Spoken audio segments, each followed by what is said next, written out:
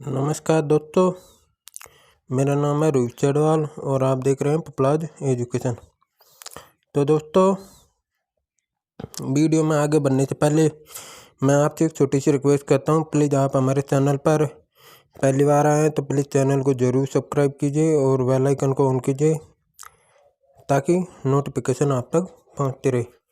और दोस्तों, वीडियो को अपने बीएड करने वाले साथियों के साथ में ज़रूर शेयर करना ना भूलें। तो दोस्तों, आज हम इस वीडियो के अंदर बात करने वाले हैं सामाजिक अध्ययन के बारे में।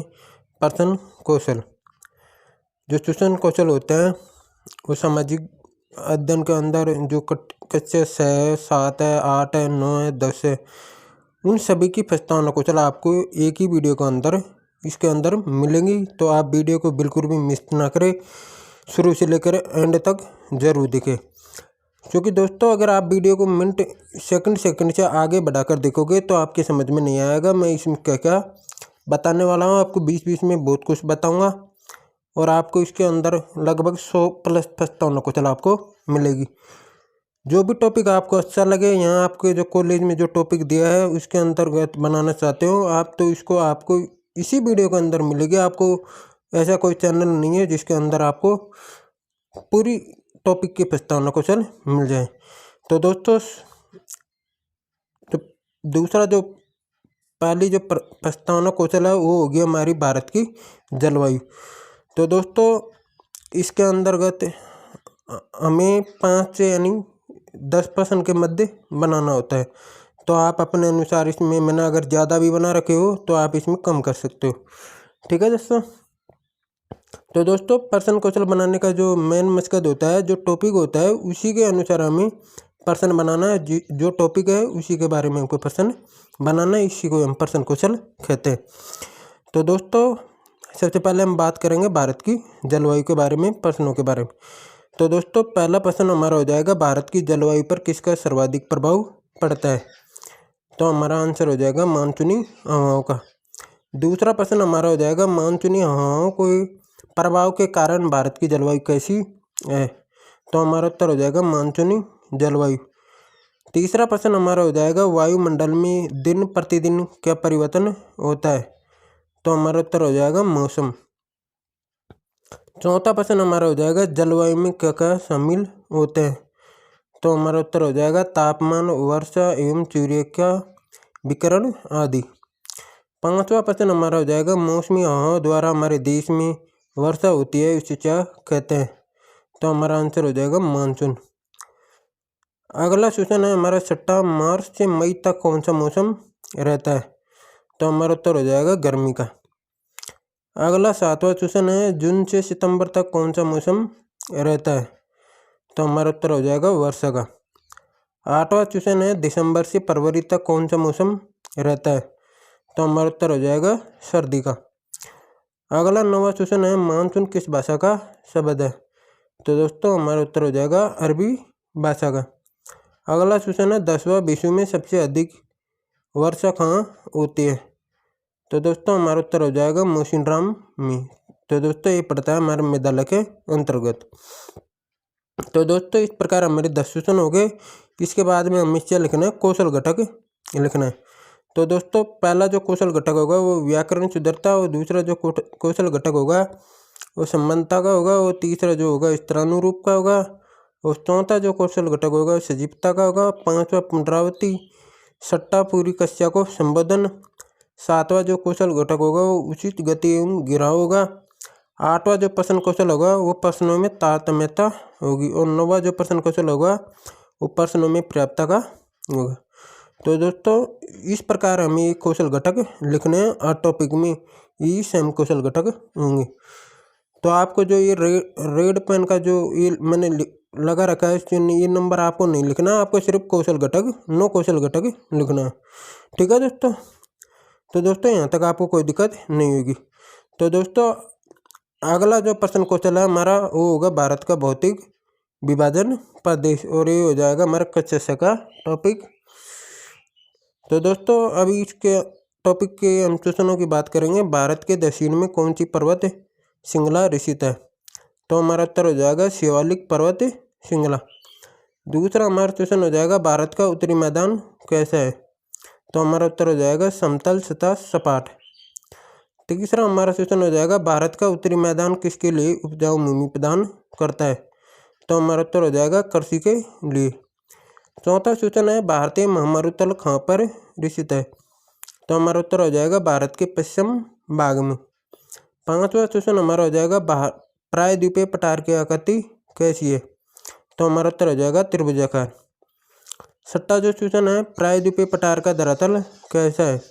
तो हमारा उत्तर हो जाएगा ऊंचा नीचा। सातवां जो क्वेश्चन है पश्चिमी तटीय मैदान कैसे होते हैं। तो हमारा उत्तर हो जाएगा संकरी।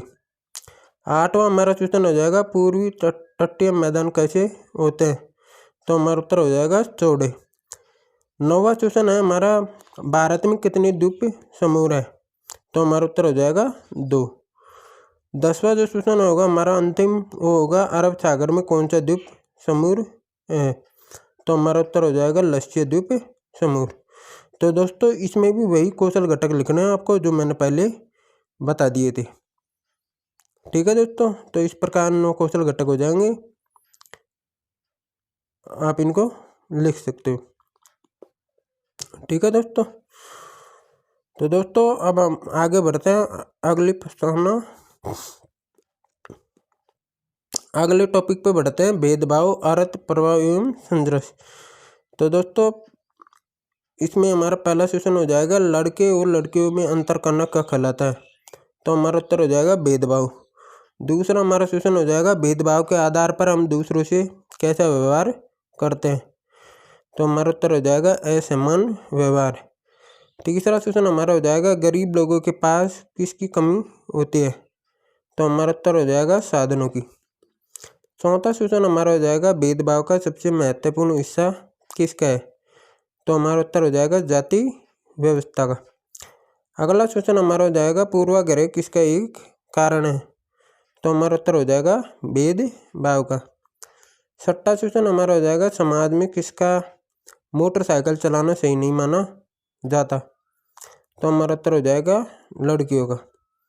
सातवां क्वेश्चन हमारा हो जाएगा लड़कियों की तुलना में किससे श्रेष्ठ माना जाता है। तो हमारा उत्तर हो जाएगा लड़कों को। आठवां क्वेश्चन है लड़के शारीरिक रूप से कैसे होते हैं। तो हमारा उत्तर हो जाएगा बलिष्ठ। अगला क्वेश्चन है नौवां पूर्वाग्रह में लोगों को क्या माना जाता है। तो हमारा उत्तर हो जाएगा आलसी चालक आदि। तो दोस्तों इसमें भी वही कौशल घटक हो जाएंगे जो मैंने आपको पहले बता दिए थे। अब मैं इस वीडियो में अब आगे नहीं बता पाऊंगा क्योंकि इसमें सेम ही कौशल घटक होते हैं, आप यहाँ से लिख सकते हो या तो आप इसकी स्क्रीनशॉट ले सकते हो। तो दोस्तों अगला प्रश्न कौशल है हमारा सरकार अर्थ कार्य सतह स्तर। तो दोस्तों पहला प्रश्न हमारा हो जाएगा भारत में शासन व्यवस्था कौन देखता है। तो हमारा उत्तर हो जाएगा सरकार। दूसरा प्रश्न हमारा हो जाएगा सरकार किसका महत्वपूर्ण अंग है। तो हमारा उत्तर हो जाएगा राज्य का। तीसरा हमारा क्वेश्चन हो जाएगा जनता वयस्क मताधिकार द्वारा किसका समूह करती है। तो हमारा उत्तर हो जाएगा सरकार का। अगला क्वेश्चन हमारा हो जाएगा सरकार के कितने अंक हैं। तो हमारा उत्तर हो जाएगा 3। अगला पांचवा क्वेश्चन है सरकार के 3 अंक कौन कौन से हैं।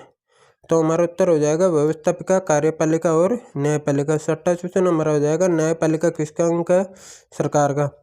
सातवां क्वेश्चन हमारा हो जाएगा राज्य सरकार के गठन कार्यों का वर्णन किसमें किया गया है। तो हमारा उत्तर हो जाएगा भारतीय संविधान में। आठवां क्वेश्चन हमारा हो जाएगा भारतीय संविधान में किसका विभाजन किया गया है। तो हमारा उत्तर हो जाएगा सरकार की शक्तियों का। नौवां क्वेश्चन हमारा हो जाएगा सरकार किन स्तरों पर काम करती है। तो हमारा उत्तर हो जाएगा अलग अलग स्तरों पर। अगला हमारा 10वां क्वेश्चन है स्थानीय स्तर पर सरकार क्या अर्थ होता है।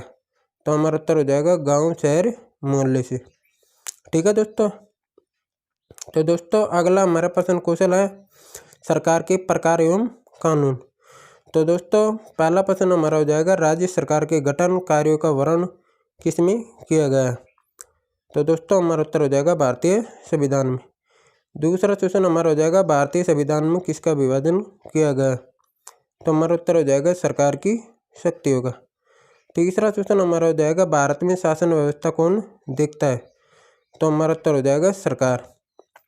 चौथा क्वेश्चन हमारा हो जाएगा राजतंत्र में राजा कैसा होता है, तो हमारा उत्तर हो जाएगा निरंकुश। पांचवा क्वेश्चन हमारा हो जाएगा राजतंत्र में निर्णय लेने और सरकार चलाने की शक्ति किसके पास होती है, तो हमारा उत्तर हो जाएगा राजा या रानी के पास। छठा क्वेश्चन हमारा हो जाएगा लोकतंत्र में सरकार को शक्ति कौन देते हैं, तो हमारा उत्तर हो जाएगा लोग या जनता। सातवां क्वेश्चन हमारा हो जाएगा लोकतंत्र में शक्ति किसमें निहित होती है, तो हमारा उत्तर हो जाएगा जनता में।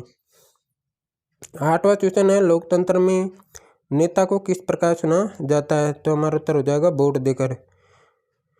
नौवां क्वेश्चन है गाड़ी चलाने वाले के पास क्या होना चाहिए, तो हमारा उत्तर हो जाएगा लाइसेंस। 10वां क्वेश्चन है कानून बनाने की शक्ति किसके पास होती है, तो हमारा उत्तर हो जाएगा सरकार के पास। तो दोस्तों अगला प्रश्न कौशल घटक है हमारा नगर निगम। तो दोस्तों नगर निगम के क्वेश्चन के बारे में हम बात करेंगे। तो दोस्तों पहला क्वेश्चन हमारा हो जाएगा स्थानीय आवश्यकताओं की पूर्ति के लिए कौन सी सरकार काम करती है, तो हमारा उत्तर हो जाएगा स्थानीय सरकार। दूसरा क्वेश्चन हमारा हो जाएगा नगरों में स्थानीय सरकार क्या कहलाती है, तो हमारा उत्तर हो जाएगा नगर निगम या नगर परिषद। तीसरा क्वेश्चन हमारा हो जाएगा नगर निकाय के चुने हुए प्रतिनिधि क्या कहलाते हैं, तो हमारा उत्तर हो जाएगा पार्षद। चौथा क्वेश्चन हमारा हो जाएगा नगर निगम एक कैसी संस्था है, तो हमारा उत्तर हो जाएगा एक बहुत बड़ी संस्था है। पांचवा क्वेश्चन हमारा हो जाएगा बाग बगीचों की देख रेख का कार्य किसका है, तो हमारा उत्तर हो जाएगा नगर निगम का। छठा क्वेश्चन हमारा हो जाएगा शहरों में साफ सफाई की व्यवस्था कौन देखता है, तो हमारा उत्तर हो जाएगा नगर निकाय। सातवां क्वेश्चन हमारा हो जाएगा नगर निगम के कोई दो कार्य बताइए, तो हमारा उत्तर हो जाएगा सड़कों पर रोशनी की व्यवस्था, कूड़ा इकट्ठा करना, ये किसका काम है, नगर निगम के कार्य। आठवां क्वेश्चन हमारा हो जाएगा नगरीय सुशासन की सर्वोच्च इकाई कौन सी है, तो हमारा उत्तर हो जाएगा नगर निगम। नौवां क्वेश्चन हमारा हो जाएगा लोगों के पास जितना बड़ा घर होता है उससे उतना ही क्या देना पड़ता है, तो हमारा उत्तर हो जाएगा कर या टैक्स। ठीक है दोस्तों। तो दोस्तों अगला जो प्रश्न क्वेश्चन है हमारा ग्रामीण क्षेत्र में आजीविका के साधन। तो दोस्तों पहला प्रश्न हमारा हो जाएगा भारत की अर्थव्यवस्था किस पर टिकी हुई है, तो हमारा उत्तर हो जाएगा कृषि पर। दूसरा प्रश्न हमारा हो जाएगा कृषि का कार्य किसको करना पड़ता है, तो हमारा उत्तर हो जाएगा किसानों को। तीसरा प्रश्न हमारा हो जाएगा व्यापार का क्षेत्र कैसा होता है, तो हमारा उत्तर हो जाएगा स्वरोजगार। चौथा क्वेश्चन हमारा हो जाएगा प्रत्येक व्यक्ति को अपना जीवन यापन करने के लिए किसको सुनना पड़ता है, तो हमारा उत्तर हो जाएगा जीविकोपार्जन को। पांचवा प्रश्न हमारा है अच्छी फसल के लिए किस पर निर्भर रहना पड़ता है, तो हमारा उत्तर हो जाएगा प्रकृति पर। छठा प्रश्न हमारा हो जाएगा फसल की बुआई और कटाई के समय लोग कैसे रहते हैं, तो हमारा उत्तर हो जाएगा वैसे। सातवां क्वेश्चन है किसान लोग ज़्यादातर फसल क्यों उगाते हैं, तो हमारा उत्तर हो जाएगा बाजार में बेचने के लिए। आठवां क्वेश्चन हमारा हो जाएगा ज़्यादातर किसान लोग पैसा उधार कब लेते हैं, जब उनके पास कोई काम नहीं होता है। ठीक है दोस्तों। तो दोस्तों अगला प्रश्न कौशल घटक है प्रारंभिक इतिहास की जानकारी। तो दोस्तों पहला प्रश्न हमारा हो जाएगा आदिकाल के मानव के रहन सहन का पता किससे लगता है, तो हमारा उत्तर हो जाएगा प्राप्त अवशेषों से। दूसरा क्वेश्चन हमारा हो जाएगा प्राप्त अवशेषों की जानकारी किसमें मिलती है, तो हमारा उत्तर हो जाएगा इतिहास में। तीसरा क्वेश्चन हमारा हो जाएगा पांडुलिपि किससे लिखी होती थी, तो हमारा उत्तर हो जाएगा हाथ से। चौथा क्वेश्चन हमारा हो जाएगा पांडुलिपि प्राय किसकी बनी होती है, तो हमारा उत्तर हो जाएगा ताड़ पत्रों की। पांचवा क्वेश्चन हमारा हो जाएगा देश के शासकों की लड़ाइयों द्वारा प्राप्त विजयों का लेखा जोखा कहाँ रखते थे, तो हमारा उत्तर हो जाएगा अभिलेखागार में। छठा क्वेश्चन हमारा हो जाएगा अभिलेख किस शासक के आदेश पर उत्कीर्ण कराया गया था, तो हमारा उत्तर हो जाएगा अशोक के शासन के आदेश पर। सातवां क्वेश्चन हमारा हो जाएगा अभिलेख में किन भाषाओं का प्रयोग किया गया है, तो हमारा उत्तर हो जाएगा यूनानी तथा आरामिक। अगला क्वेश्चन हो जाएगा 8वां हमारा, औजारों हथियारों आदि का अध्ययन किसमें किया जाता है? तो हमारा उत्तर हो जाएगा पुरातत्वविद में। ठीक है दोस्तों। तो दोस्तों अगला जो प्रश्न कौशल घटक है हमारा 10वें नंबर का, वो हमारा टॉपिक होगा प्रारंभिक मानव औजार और खान पान। तो दोस्तों इसके बारे में बात करेंगे। पेड़ों की थाल उतारने के लिए किसका उपयोग किया जाता था? तो हमारा उत्तर हो जाएगा औजारों का। दूसरा क्वेश्चन हमारा हो जाएगा लकड़ियों का उपयोग किस में किया जाता था? तो हमारा उत्तर हो जाएगा ईंधन एवं खोपड़ियाँ बनाने में। तीसरा क्वेश्चन हमारा हो जाएगा प्रारंभिक मानव का भोजन कैसा था? तो हमारा उत्तर हो जाएगा कंद मूल फल आदि। चौथा क्वेश्चन हमारा हो जाएगा पशु पक्षियों का मांस प्राप्त करने के लिए प्रारंभिक मानव क्या करता था? तो हमारा उत्तर हो जाएगा शिकार। पांचवा प्रश्न है लकड़ी का चूल्हा कब से प्रयोग में लाया जा रहा है? तो हमारा उत्तर हो जाएगा आदि काल से। छठा क्वेश्चन है आदिकाल के प्राप्त अवशेषों से किसकी जानकारी मिलती है? तो हमारा उत्तर हो जाएगा प्रारंभिक मानव की। सातवां क्वेश्चन हमारा हो जाएगा प्रारंभिक मानव किसका शिकार करते थे? तो हमारा उत्तर हो जाएगा जंगली जानवरों का। आठवां क्वेश्चन हमारा हो जाएगा प्रारंभिक मानव किन वस्तुओं को इकट्ठा करते थे? तो हमारा उत्तर हो जाएगा फल फूल दाने आदि। ठीक है दोस्तों। तो दोस्तों अगला जो प्रश्न कौशल है हमारा 11वें नंबर का, वो होगा हमारा एक नवीन जीवन शैली के बारे में। तो दोस्तों पहला प्रश्न हमारा हो जाएगा कृषि करने के लिए किन किन वस्तुओं की आवश्यकता होती है? तो हमारा उत्तर हो जाएगा खाद बीज आदि की। दूसरा प्रश्न हमारा हो जाएगा बीज को विकसित होने में कितना समय लगता था? तो हमारा उत्तर हो जाएगा कुछ दिन महीने या वर्ष। तीसरा प्रश्न हमारा हो जाएगा अनाज की सुरक्षा के लिए क्या क्या आवश्यक है? तो हमारा उत्तर हो जाएगा भंडारण। चौथा प्रश्न है प्रारंभिक मानव ने किन जानवरों को पालतू बनाया था? तो हमारा उत्तर हो जाएगा कुत्ते बकरी भेड़ आदि। पांचवा प्रश्न हमारा हो जाएगा खुदाई में प्राप्त अवशेषों से किसका पता चलता है? तो हमारा उत्तर हो जाएगा प्रारंभिक मानव का। छठा प्रश्न हमारा हो जाएगा जानवरों से हमें क्या क्या प्राप्त होता है? तो हमारा उत्तर हो जाएगा दूध मांस खाल आदि। सातवां प्रश्न हमारा हो जाएगा पशुपालन भोजन का एक क्या तरीका है? भंडारण। आठवां प्रश्न हमारा हो जाएगा कृषकों और पशुपालकों के साक्ष्य किसको मिले हैं? तो हमारा उत्तर हो जाएगा पुरातत्वविदों को। नौवां प्रश्न हमारा हो जाएगा मानव के स्थायी जीवन में और क्या परिवर्तन हुआ? तो हमारा उत्तर हो जाएगा नवीन जीवन शैली का विकास। ठीक है दोस्तों। तो दोस्तों अगला प्रश्न कौशल है हमारा 12वें नंबर का, वो टॉपिक होगा हमारा नगर एवं नई शिल्प। तो दोस्तों पहला प्रश्न हमारा हो जाएगा प्राकृतिक तौर पर पाए जाने वाले पदार्थ कौन कौन से हैं? तो हमारा उत्तर हो जाएगा पत्थर कंकर आदि। दूसरा प्रश्न हमारा हो जाएगा पत्थरों से कौन कौन सी वस्तुएं बनाई जाती है? तो हमारा उत्तर हो जाएगा बाट मनके आदि। तीसरा प्रश्न हमारा हो जाएगा कपड़ा किस क्षेत्र के अंतर्गत आते हैं? तो हमारा उत्तर हो जाएगा शिल्प एवं व्यापार के अंतर्गत। चौथा प्रश्न हमारा हो जाएगा मेहरगढ़ में किसकी खेती होती थी? तो हमारा उत्तर हो जाएगा कपास। पांचवा प्रश्न हमारा हो जाएगा तौलने के लिए किसका उपयोग किया जाता है? तो हमारा उत्तर हो जाएगा बाट का। छठा प्रश्न हमारा हो जाएगा बाट किन वस्तुओं को तौलने के लिए बनाया गया होगा? तो हमारा उत्तर हो जाएगा बहुमूल्य पत्थर को। सातवां प्रश्न हमारा हो जाएगा मुहरों पर क्या अंकित किए जाते थे? तो हमारा उत्तर हो जाएगा चिन्ह। आठवां प्रश्न हमारा हो जाएगा हड़प्पा सभ्यता के लोग पत्थर से क्या बनाते थे? हमारा उत्तर हो जाएगा मोहरे।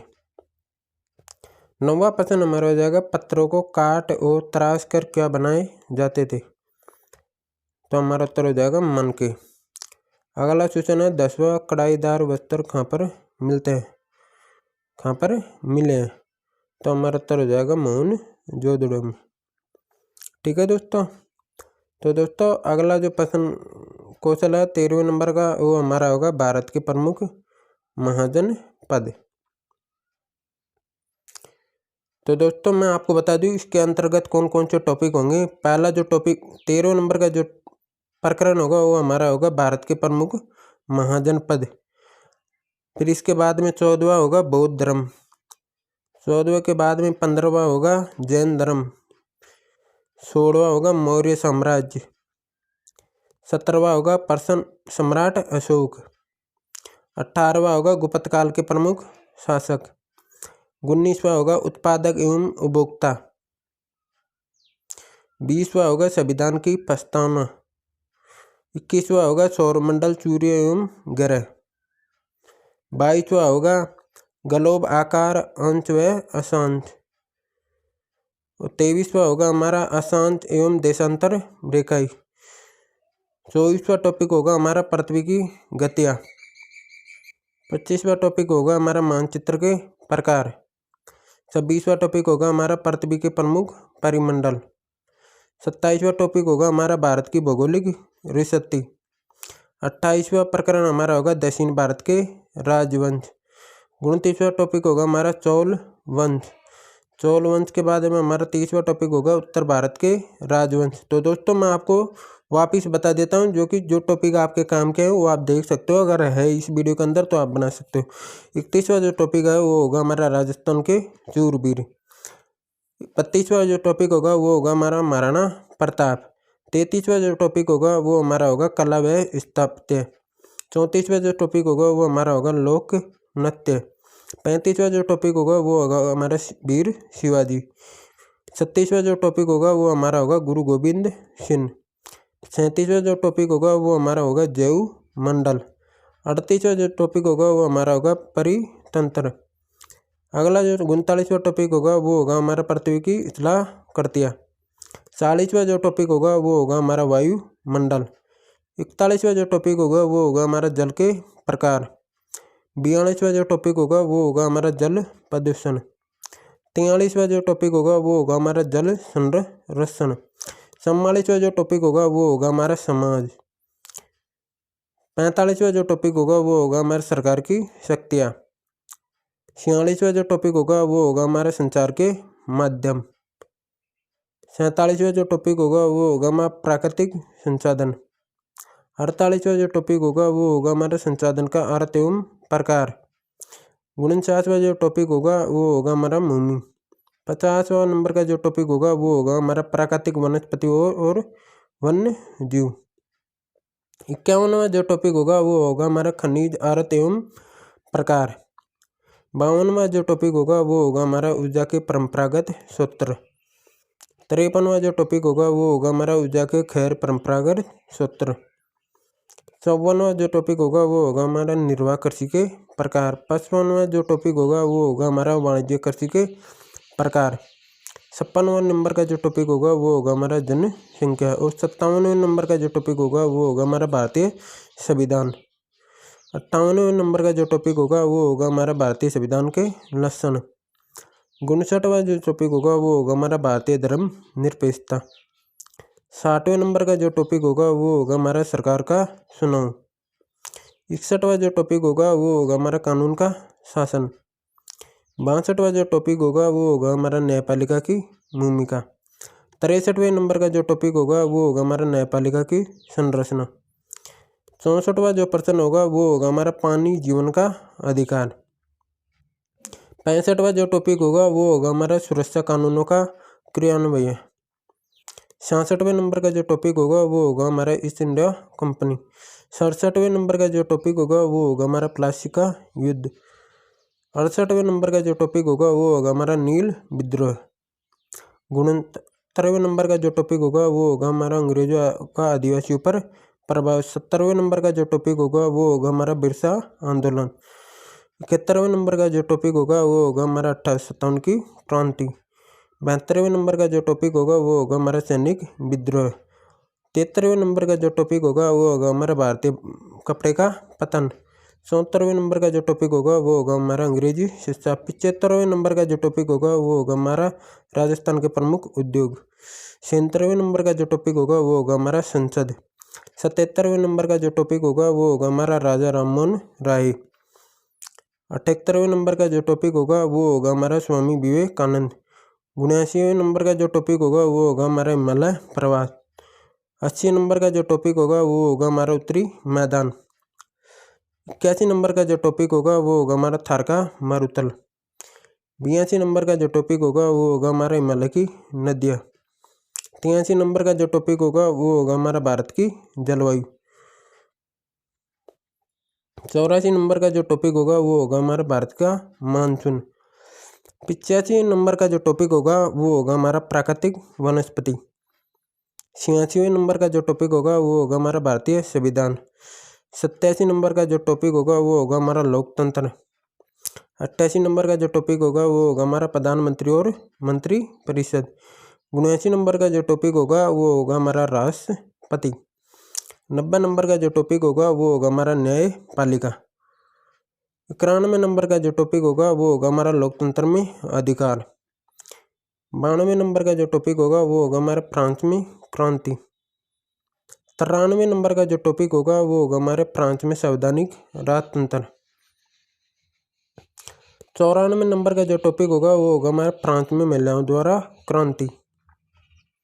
95 नंबर का जो टॉपिक होगा वो होगा हमारा यूरोप में समाजवाद। 96 नंबर का जो टॉपिक होगा वो होगा हमारा यूरोप में औद्योगिक क्रांति। 97 नंबर का जो टॉपिक होगा वो होगा हमारा रूसी क्रांति। 98 नंबर का जो टॉपिक होगा वो होगा हमारा अर्थशास्त्र का अर्थ। 99 नंबर का जो टॉपिक होगा वो होगा हमारा भारतीय अर्थव्यवस्था में कृषि। 100 नंबर का जो टॉपिक होगा वो होगा हमारा राजस्थान के पुरातात्विक स्थल। 101 नंबर का जो टॉपिक होगा वो होगा हमारा हरित क्रांति। 102 नंबर का जो टॉपिक होगा वो होगा हमारा वनों का महत्व। 103 नंबर का जो टॉपिक होगा वो होगा हमारा संसद। 104 नंबर का जो टॉपिक होगा वो होगा हमारा लोकसभा। 105 नंबर का जो टॉपिक होगा वो होगा हमारा बौद्ध धर्म। 106 नंबर का जो टॉपिक होगा वो होगा हमारा राज्यपाल। 107 नंबर का जो टॉपिक होगा वो होगा हमारा मुख्यमंत्री। 108 नंबर का जो टॉपिक होगा वो होगा हमारा उच्च न्यायालय। 109 नंबर का जो टॉपिक होगा वो होगा हमारा जिला प्रशासन। 110 नंबर का जो टॉपिक होगा वो होगा हमारा स्वामी विवेकानंद। 111 नंबर का जो टॉपिक होगा वो होगा हमारा संविधान। 112 नंबर का जो टॉपिक होगा वो होगा हमारा भारत का आकार व रिश्ती। और 1 नंबर का जो टॉपिक होगा वो हमारे रह रहा था वो होगा ग्राम पंचायत। तो दोस्तों इस प्रकार इस सब्जेक्ट के मैंने 112 प्रश्न क्वेश्चन बना रखे हैं। मैं आपको वापस से एक एक टॉपिक का मैं बताऊंगा जहाँ तक मैंने बता रखा था। तो आपको जो भी टॉपिक आपको अच्छा लगे वो आप इसमें से बना सकते हो। अगर कोई टॉपिक आपको ऐसा नहीं मिल रहा तो आप हमें कमेंट बॉक्स में बता सकते हो। उसको हम बनाकर 24 घंटे के अंदर चैनल पर अपलोड कर देंगे। अगर कोई टॉपिक ऐसा छूट गया हो इस सब्जेक्ट का सामाजिक अध्ययन का तो आप हमें बता सकते हो। और दोस्तों वीडियो को अपने बीएड करने वाले साथियों के साथ में ज़रूर शेयर कीजिएगा। और आपको वीडियो बहुत अच्छी लगेगी तो दोस्तों वीडियो को चैनल को सब्सक्राइब जरूर कीजिएगा।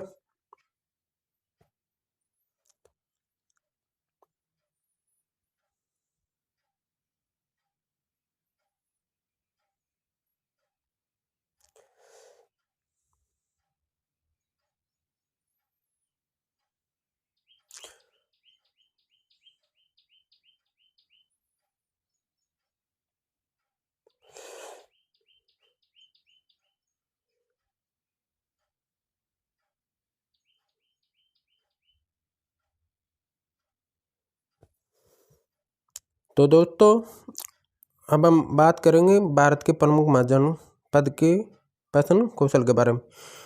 तो दोस्तों इसके अंतर आपको पहला प्रश्न, दूसरा प्रश्न, तीसरा और चौथा, 5वां, 6वां, 7वां, 8वां, 9 और 10 प्रश्न दे रखे हैं। इसमें आपको जो भी प्रश्न आपको अच्छे लगे वो आप इसकी स्क्रीनशॉट ले सकते हो और अपने नोटबुक में बना सकते हो। ठीक है दोस्तों।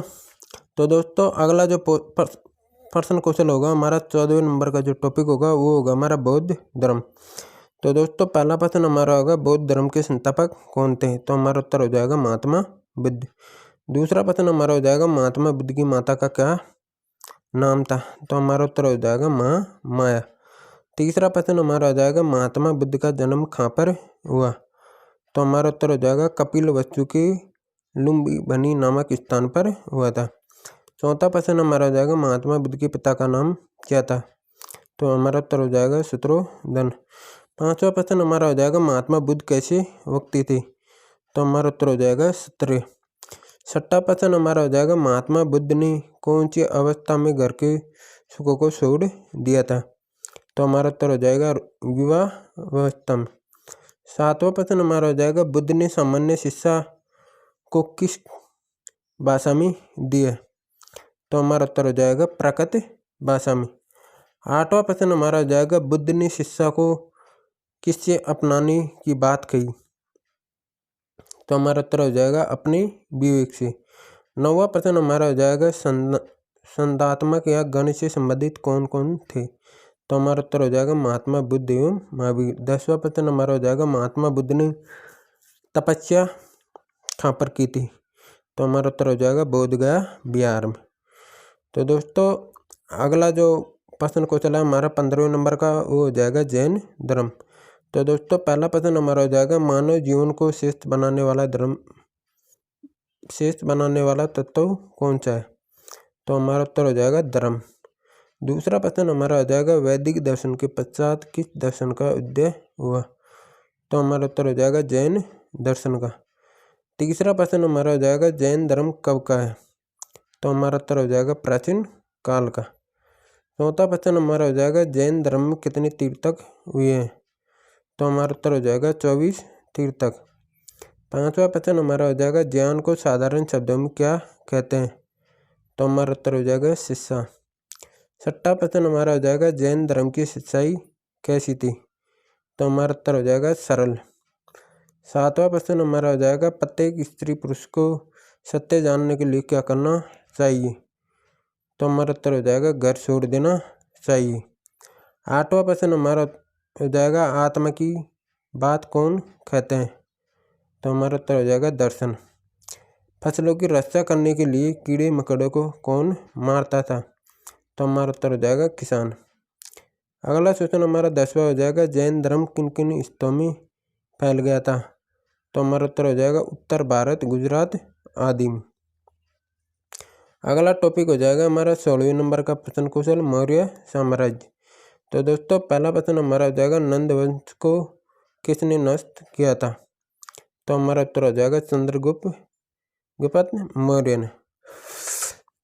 दूसरा प्रश्न हमारा हो जाएगा नंद वंश के पश्चात किस साम्राज्य का उद्भव, तो हमारा उत्तर हो जाएगा मौर्य साम्राज्य का। तीसरा प्रश्न हमारा हो जाएगा चंद्रगुप्त मौर्य किस वंश का शासक था, तो हमारा उत्तर हो जाएगा मौर्य साम्राज्य का। चौथा प्रश्न हमारा हो जाएगा मौर्य काल का शासन कब तक रहा, तो हमारा उत्तर हो जाएगा 4वीं शताब्दी ईसा पूर्व से 2वीं शताब्दी तक। पांचवा क्वेश्चन हमारा हो जाएगा चंद्रगुप्त का पुत्र कौन था, तो हमारा उत्तर हो जाएगा बिंदुसार। छठा क्वेश्चन है हमारा मौर्य साम्राज्य की राजधानी थी, तो हमारा आंसर हो जाएगा पाटलिपुत्र। सातवां क्वेश्चन है राजा किसकी नियुक्ति करता था, तो हमारा उत्तर हो जाएगा अधिकारियों की। आठवां क्वेश्चन है हमारा राज परिवार एवं वरिष्ठ मंत्रियों पर कौन नियंत्रण रखता था, तो हमारा आंसर हो जाएगा सम्राट। नौवां क्वेश्चन है मौर्य साम्राज्य की किन प्रांतीय राजधानियों ने शासन किया था, तो हमारा आंसर हो जाएगा तक्षशिला उज्जैन आदि। 10वां क्वेश्चन हमारा हो जाएगा प्रादेशिक केंद्रों पर किसका शासन था, तो हमारा उत्तर हो जाएगा मौर्य साम्राज्य का। अगला क्वेश्चन कौशल है हमारा 17वें नंबर का सम्राट अशोक। तो दोस्तों पहला प्रश्न हमारा हो जाएगा किस महत्वपूर्ण स्थान पर अशोक के शिलालेख मिलते हैं, तो हमारा उत्तर हो जाएगा बैराट या विराट नगर में। दूसरा क्वेश्चन हमारा हो जाएगा अशोक के ज़्यादातर अभिलेख किस भाषा में है, तो हमारा उत्तर हो जाएगा प्राकृत भाषा में। तीसरा प्रश्न हमारा हो जाएगा उत्तर पश्चिम के कुछ अभिलेख किस भाषा में है, तो हमारा उत्तर हो जाएगा यूनानी भाषा में। चौथा प्रश्न हमारा हो जाएगा धम्म किस भाषा का शब्द है, तो हमारा उत्तर हो जाएगा संस्कृत भाषा का। 5वां प्रश्न हमारा हो जाएगा अशोक के धम्म में किस देवता की पूजा होती है? तो हमारा उत्तर हो जाएगा किसी भी देवता की नहीं होती है। 6वां प्रश्न हमारा हो जाएगा महात्मा बुद्ध ने किस धर्म की स्थापना की थी? तो हमारा उत्तर हो जाएगा बौद्ध धर्म की। 7वां प्रश्न हमारा हो जाएगा बौद्ध धर्म को किस सम्राट शासक ने अपनाया था? तो हमारा उत्तर हो जाएगा अशोक ने। 8वां प्रश्न हमारा हो जाएगा सम्राट अशोक कैसा शासक था? तो हमारा उत्तर हो जाएगा महान और प्रजा का हित चाहने वाला। 9वां क्वेश्चन हमारा हो जाएगा सम्राट अशोक ने कौन कौन से कार्य करवाए थे? तो हमारा उत्तर हो जाएगा सड़कों का निर्माण, पशुओं के चिकित्सालय आदि। तो दोस्तों 18वें नंबर का जो प्रश्न क्वेश्चन हो जाएगा हमारा हो जाएगा गुप्त काल के प्रमुख शासक। तो दोस्तों पहला प्रश्न हमारा हो जाएगा मौर्य वंश के पश्चात किस वंश का उदय हुआ? तो हमारा उत्तर हो जाएगा गुप्त काल या गुप्त वंश का। दूसरा क्वेश्चन हमारा हो जाएगा गुप्त वंश का प्रथम प्रतापी शासक कौन था? तो हमारा उत्तर हो जाएगा चंद्रगुप्त प्रथम। तीसरा क्वेश्चन हमारा हो जाएगा चंद्रगुप्त प्रथम के पश्चात शासक कौन हुआ था? तो हमारा उत्तर हो जाएगा समुद्रगुप्त। चौथा क्वेश्चन हमारा हो जाएगा समुद्रगुप्त कौन था? तो हमारा उत्तर हो जाएगा एक महान विजेता। 5वां प्रश्न हमारा हो जाएगा समुद्रगुप्त के दरबार में मंत्री कौन था? तो हमारा उत्तर हो जाएगा हरिसेन। 6वां क्वेश्चन हमारा हो जाएगा भारत का नेपोलियन किस शासक को कहा गया है? तो हमारा उत्तर हो जाएगा समुद्रगुप्त को। 7वां क्वेश्चन हमारा हो जाएगा महाराजा धीराज की उपाधि सर्वप्रथम किसे दी गई थी? तो हमारा उत्तर हो जाएगा चंद्रगुप्त को। 8वां प्रश्न हमारा हो जाएगा भारतीय इतिहास में किस काल को स्वर्ण युग कहा गया है? तो हमारा उत्तर हो जाएगा गुप्त काल को। 9वां क्वेश्चन हमारा हो जाएगा चंद्रगुप्त द्वितीय किसका पुत्र था? तो हमारा उत्तर हो जाएगा समुद्रगुप्त का। 10वां क्वेश्चन हमारा हो जाएगा विक्रम संवत किसने चलाया था? तो हमारा उत्तर हो जाएगा चंद्रगुप्त द्वितीय ने। 19वां प्रश्न कौशल है हमारा उत्पादक एवं उपभोक्ता। तो दोस्तों पहला प्रश्न हमारा हो जाएगा वस्तुओं का क्रय विक्रय करना क्या कहलाता है? तो हमारा उत्तर हो जाएगा व्यापार। दूसरा प्रश्न हमारा हो जाएगा व्यापार करने वाले को क्या कहते हैं? तो हमारा आंसर हो जाएगा व्यापारी। तीसरा प्रश्न हमारा हो जाएगा थोक व्यापारी माल का क्रय कहाँ से करते हैं? तो हमारा उत्तर हो जाएगा सीधे उत्पादक से। चौथा प्रश्न हमारा हो जाएगा थोक व्यापारी माल किसको बेचते हैं? तो हमारा उत्तर हो जाएगा खुदरा व्यापारी को। 5वां प्रश्न हमारा हो जाएगा उपभोक्ता अपनी आवश्यकताओं की वस्तु कहाँ से खरीदते हैं? तो हमारा उत्तर हो जाएगा बाजार से। 6वां प्रश्न हमारा हो जाएगा बाजार में उपभोक्ताओं को माल कौन बेचता है? तो हमारा उत्तर हो जाएगा दुकानदार या व्यापारी। 7वां प्रश्न हमारा हो जाएगा फुटकर व्यापारी किसके माल खरीदता है? तो हमारा उत्तर हो जाएगा थोक व्यापारी से। 8वां प्रश्न हमारा हो जाएगा फुटकर व्यापारी के 2 प्रकार बताइए। तो हमारा उत्तर हो जाएगा स्थानीय दुकान वाले या फेरी वाले।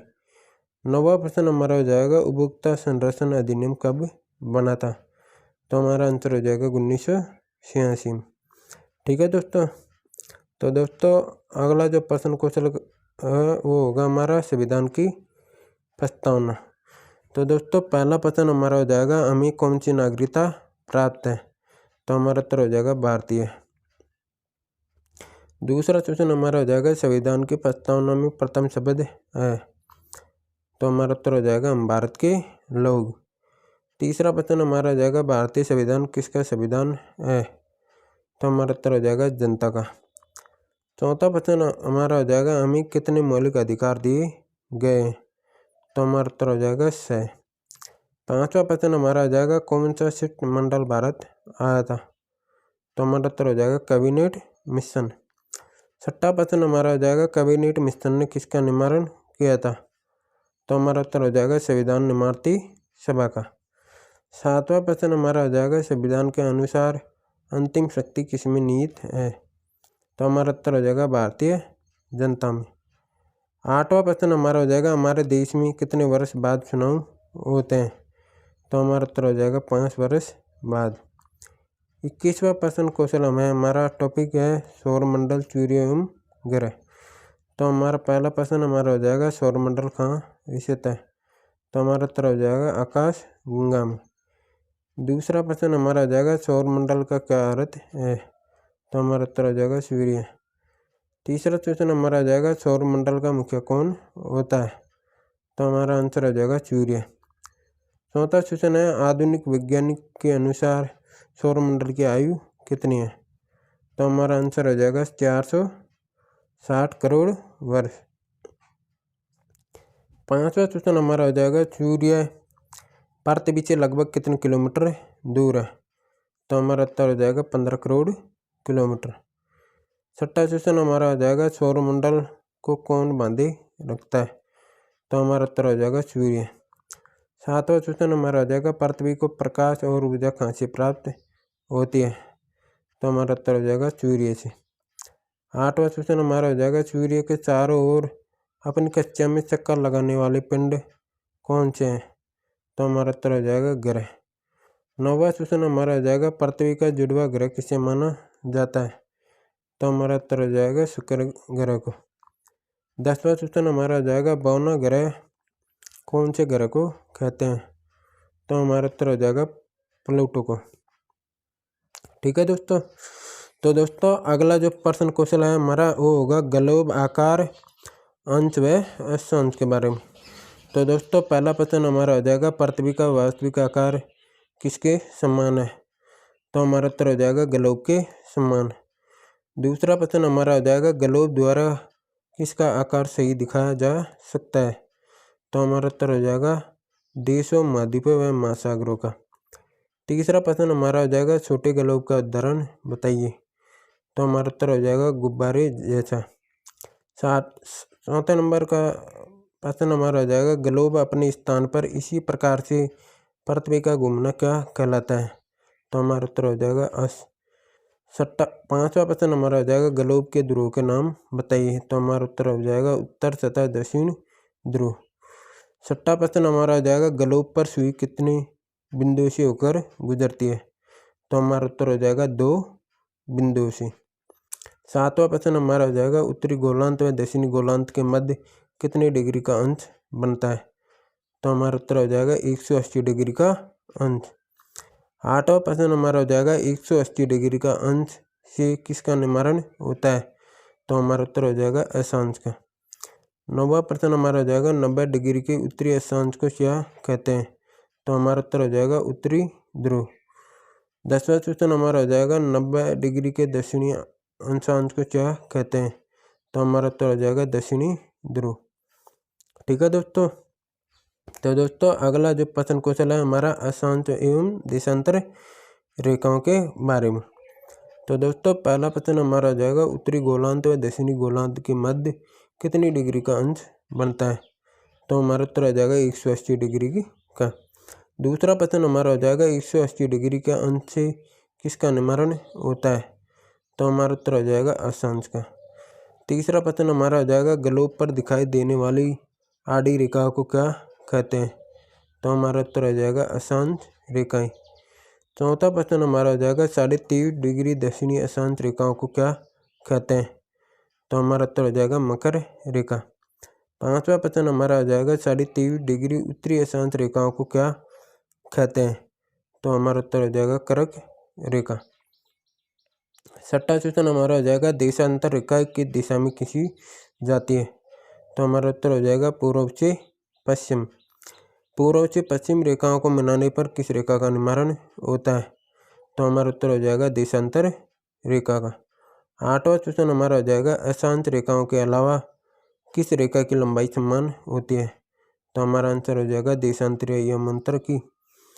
नौवां क्वेश्चन हमारा हो जाएगा 180 डिग्री पूर्व और 180 डिग्री पश्चिम यमांतर कहाँ पर स्थित है। तो हमारा उत्तर हो जाएगा एक ही रेखा पर। 10वां क्वेश्चन हमारा हो जाएगा प्रमुख यमांतर रेखा का मान कितना होता है। तो हमारा उत्तर हो जाएगा 0 डिग्री देशांतर। तो दोस्तों अगला प्रश्न क्वेश्चन है हमारा 24वें नंबर का, वो हो जाएगा हमारा पृथ्वी की गतियाँ। तो दोस्तों पहला प्रश्न हमारा हो जाएगा सूर्य के चारों ओर कौन घूमती है। तो हमारा उत्तर हो जाएगा पृथ्वी। दूसरा प्रश्न हमारा हो जाएगा पृथ्वी अपने अक्ष पर क्या करती है। तो हमारा उत्तर हो जाएगा परिक्रमण। तीसरा क्वेश्चन हमारा हो जाएगा पृथ्वी का आकार किसके समान है? तो हमारा उत्तर हो जाएगा गोले के समान है। चौथा प्रश्न हमारा हो जाएगा पृथ्वी प्रकाश किससे प्राप्त करती है? तो हमारा उत्तर हो जाएगा सूर्य से। पांचवा प्रश्न हमारा हो जाएगा पृथ्वी अपने अक्ष पर घूमना क्या कहलाता है? तो हमारा उत्तर हो जाएगा घूर्ण। छठा प्रश्न हमारा हो जाएगा पृथ्वी पर कौन सी प्रक्रिया चलती है? तो हमारा उत्तर हो जाएगा दिन रात का बनना। सातवां क्वेश्चन हमारा हो जाएगा घूर्ण के समय काल को क्या कहा जाता है? तो हमारा उत्तर हो जाएगा पृथ्वी दिन। आठवां क्वेश्चन हमारा हो जाएगा एक वर्ष में कितने दिन होते हैं? तो हमारा उत्तर हो जाएगा 365 दिन। नौवां प्रश्न हमारा हो जाएगा प्रत्येक 34 वर्ष फरवरी माह में कितने दिन होते हैं? तो हमारा उत्तर हो जाएगा 29 दिन। 10वां क्वेश्चन हमारा हो जाएगा एक लीप वर्ष में कितने दिन होते हैं? तो हमारा उत्तर हो जाएगा 366 दिन। अगला हमारा प्रश्न क्वेश्चन है मानचित्र के प्रकार। तो दोस्तों पहला प्रश्न हमारा हो जाएगा ग्लोब की परिरेखा किसको बनाना आसान होता है? तो हमारा उत्तर हो जाएगा मानचित्र को। दूसरा प्रश्न हमारा हो जाएगा भारत देश के राज्यों गांवों आदि का अध्ययन किसके द्वारा किया जाता है? तो हमारा उत्तर हो जाएगा मानचित्र या नक्शा द्वारा। तीसरा प्रश्न हमारा हो जाएगा ग्लोब की परिरेखा हमें ज़्यादा जानकारी किससे प्राप्त होती है? तो हमारा उत्तर हो जाएगा मानचित्र से। चौथा प्रश्न हमारा हो जाएगा एटलस का पैमाना किस पर आधारित होता है? तो हमारा उत्तर हो जाएगा मापों पर। पांचवा प्रश्न हमारा हो जाएगा राज्यों की सीमाओं को दर्शाने के लिए किस मानचित्र का उपयोग किया जाता है? तो हमारा उत्तर हो जाएगा राजनीतिक मानचित्र का। छठा क्वेश्चन हमारा हो जाएगा महासागरों को दर्शाने के लिए किस मानचित्र का उपयोग किया जाता है? तो हमारा उत्तर हो जाएगा भौतिक मानचित्र का। सातवां क्वेश्चन हमारा हो जाएगा सड़क मानचित्र किस प्रकार का मानचित्र है? तो हमारा उत्तर हो जाएगा थीमेटिक या विषयक मानचित्र। आठवां प्रश्न हमारा हो जाएगा थीमेटिक मानचित्र के दो उदाहरण बताइए। तो हमारा उत्तर हो जाएगा वर्षा मानचित्र व वन मानचित्र। नौवां प्रश्न हमारा हो जाएगा उषावश मानचित्र किस मानचित्र को कहा जाता है? तो हमारा उत्तर हो जाएगा भौतिक मानचित्र को। ठीक है दोस्तों। तो दोस्तों अगला जो प्रश्न क्वेश्चन है वो हो जाएगा हमारा पृथ्वी के प्रमुख परिमंडल। तो दोस्तों पहला प्रश्न हमारा हो जाएगा पृथ्वी के ठोस भाग को क्या कहते हैं? तो हमारा उत्तर हो जाएगा भूमंडल। दूसरा प्रश्न हमारा हो जाएगा बड़ी स्थलीय भूभाग को किस नाम से जाना जाता है? तो हमारा उत्तर हो जाएगा महाद्वीपों के नाम से। तीसरा प्रश्न हमारा हो जाएगा बड़ी जलाशयों को किस नाम से जाना जाता है? तो हमारा उत्तर हो जाएगा महासागरीय बेसिन। चौथा प्रश्न हमारा हो जाएगा पृथ्वी पर अधिकांश भाग किससे निर्मित है? तो हमारा उत्तर हो जाएगा जल से। पांचवा प्रश्न हमारा हो जाएगा पृथ्वी पर कितना प्रतिशत भाग जल है? तो हमारा उत्तर हो जाएगा 71%। छठा प्रश्न हमारा हो जाएगा पृथ्वी पर कितना प्रतिशत भाग स्थल है? तो हमारा उत्तर हो जाएगा 29%। सातवां प्रश्न हमारा हो जाएगा नीला ग्रह किसे कहा गया? तो हमारा उत्तर हो जाएगा पृथ्वी को। आठवां प्रश्न हमारा है जलमंडल के विभिन्न रूपों के नाम बताइए। तो हमारा उत्तर हो जाएगा महासागर नदियाँ झीलें आदि। नौवां प्रश्न हमारा हो जाएगा स्थल मंडल व जलमंडल किसके भाग है? तो हमारा उत्तर हो जाएगा जैव मंडल के। 10वां प्रश्न हमारा हो जाएगा किस मंडल पर जीवन मौजूद है? तो हमारा उत्तर हो जाएगा जीव मंडल पर। तो दोस्तों अगला जो प्रश्न क्वेश्चन है वो हो जाएगा हमारा भारत की भौगोलिक स्थिति। तो दोस्तों पहला प्रश्न हमारा हो जाएगा विश्व का सबसे बड़ा महाद्वीप कौन सा है? तो हमारा उत्तर हो जाएगा एशिया महाद्वीप। दूसरा प्रश्न हमारा हो जाएगा एशिया महाद्वीप में जनसंख्या की दृष्टि से पहले स्थान पर कौन सा है? तो हमारा उत्तर हो जाएगा भारत देश। तीसरा प्रश्न हमारा हो जाएगा भारत के उत्तर में कौन सा पर्वत है? तो हमारा उत्तर हो जाएगा हिमालय पर्वत। चौथा प्रश्न हमारा हो जाएगा भारत के पूर्व में कौन सी खाड़ी है? तो हमारा उत्तर हो जाएगा बंगाल की खाड़ी। पांचवा क्वेश्चन हमारा हो जाएगा भारत किस गोलार्ध में स्थित है? तो हमारा उत्तर हो जाएगा उत्तरी गोलार्ध में। छठा क्वेश्चन हमारा हो जाएगा भारत का क्षेत्रफल कितना है? 32.8 लाख। सातवां क्वेश्चन हमारा हो जाएगा भारत का उत्तर से दक्षिण विस्तार कितना है? 3200 किलोमीटर। 8वां प्रश्न हमारा हो जाएगा भारत की मध्य भाग से कौन सी रेखा गुजरती है? तो हमारा उत्तर हो जाएगा कर्क रेखा। 9वां क्वेश्चन हमारा हो जाएगा भारत को 2 भागों में कौन सी रेखा विभाजित करती है? तो हमारा उत्तर हो जाएगा कर्क रेखा। 10वां क्वेश्चन हमारा हो जाएगा इलाहाबाद के पास से कौन सी रेखा गुजरती है? तो हमारा उत्तर हो जाएगा कर्क रेखा। तो दोस्तों अगला जो प्रश्न कौशल है वो हो जाएगा हमारा 28वें नंबर का दक्षिण भारत के राजवंश। तो दोस्तों पहला जो प्रश्न है वो हमारा हो जाएगा दक्षिण भारत के प्रमुख राजवंश कौन कौन से थे? तो हमारा उत्तर हो जाएगा राष्ट्रकूट, चालुक्य, चोल आदि। दूसरा प्रश्न हमारा हो जाएगा राष्ट्रकूट वंश ने अपना राज्य कहाँ स्थापित किया? हमारा उत्तर हो जाएगा महाराष्ट्र राज्य में। तीसरा क्वेश्चन हमारा हो जाएगा राष्ट्रकूट प्रारंभ में किसके अधीन था? तो हमारा उत्तर हो जाएगा चालुक्य के। चौथा जो क्वेश्चन है हमारा है चालुक्य वंश का प्राथमिक शासक कौन था? तो हमारा उत्तर हो जाएगा पुलकेशिन द्वितीय। 5वां प्रश्न हमारा हो जाएगा चालुक्य वंश के शासकों ने अपनी राजधानी किसे बनाया है? तो हमारा उत्तर हो जाएगा मध्य हैदराबाद में कल्याणी को। 6वां प्रश्न हमारा हो जाएगा किस शासक ने सम्राट अरस को पराजित किया था? तो हमारा उत्तर हो जाएगा पुलकेशिन द्वितीय को। 7वां प्रश्न हमारा हो जाएगा पुलकेशिन द्वितीय किस वंश का शासक था? तो हमारा उत्तर हो जाएगा चालुक्य वंश का। 8वां प्रश्न हमारा हो जाएगा चालुक्य वंश का किन के युद्ध होता रहता है? तो हमारा उत्तर हो जाएगा राष्ट्रकूट व पल्लवों से। 9वां क्वेश्चन हमारा हो जाएगा चालुक्यों को किसने पराजित किया? तो हमारा उत्तर हो जाएगा नरसिंह वर्मन ने। 10वां प्रश्न हमारा हो जाएगा पल्लवों की राजधानी क्या थी? तो हमारा उत्तर हो जाएगा काशी। 29वां प्रश्न क्वेश्चन हमारा हो जाएगा चोल वंश। तो दोस्तों पहला प्रश्न हमारा हो जाएगा दक्षिण भारत में किस राजवंश ने पल्लवों को हराया था? तो हमारा उत्तर हो जाएगा चोल वंश ने।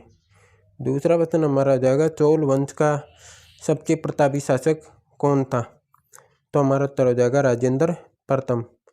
तीसरा प्रश्न हमारा हो जाएगा पल्लवों की अधीनता से चोल राज्य को किसने मुक्त करवाया था? तो हमारा उत्तर हो जाएगा विजयालय। चौथा प्रश्न हमारा हो जाएगा राजेंद्र प्रथम ने कौन सी उपाधि धारण की? तो हमारा उत्तर हो जाएगा गंगैकोंड की।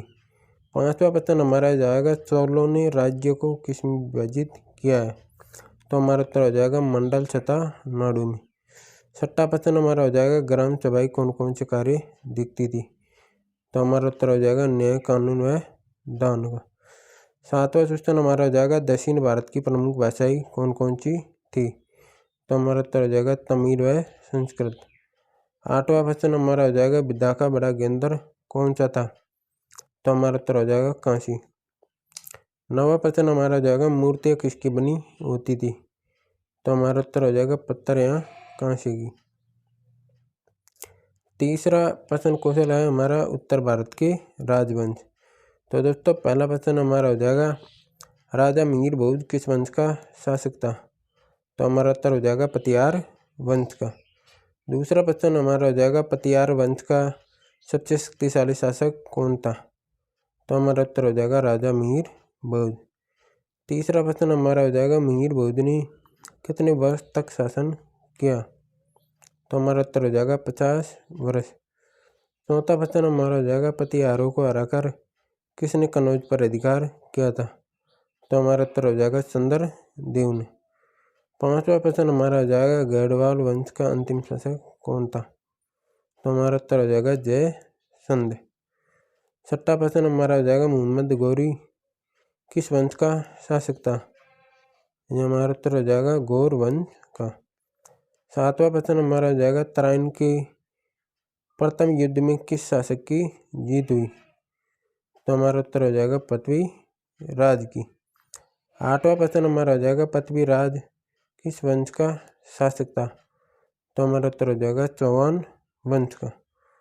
9वां प्रश्न हमारा है चौहान वंश का प्रथम शासक कौन था? तो हमारा उत्तर हो जाएगा विग्रहराज। 10वां प्रश्न हमारा हो जाएगा तराइन के द्वितीय युद्ध में कौन विजयी हुआ? तो हमारा उत्तर हो जाएगा मोहम्मद गौरी।